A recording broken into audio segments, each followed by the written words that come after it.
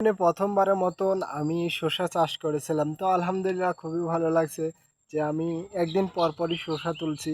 তো first time এই শসা গাছ লাগিয়েছিলাম এবং আলহামদুলিল্লাহ মোটামুটি ভালো পরিমাণেই মানে শসা বিক্রি করছি। যা হোক বাজারে একটু দামটা কম, 50 টাকা ছিল কিছুদিন আগে, 15 দিন আগে, এখন 25 টাকাতে নেমে এসেছে। তো কালকে আমি সকালবেলা আবার শসা তুলবো, তো এখন আমি শসাগুলো একটু নিচে নামিয়ে নামিয়ে দিচ্ছি। এই দেখেন কত বড় একটা শসা, বুড়োই হয়ে গেছে আর কি শসাটা, দেখা যায় না গাছের ভিতরে। মানে একদিন পর পর তুলি, তারপরেও ধরেন যে বড় হয়ে যায়। আর আমার অল্প জায়গা তো, সেই কারণে আমি একদিন পর পরই তুলি।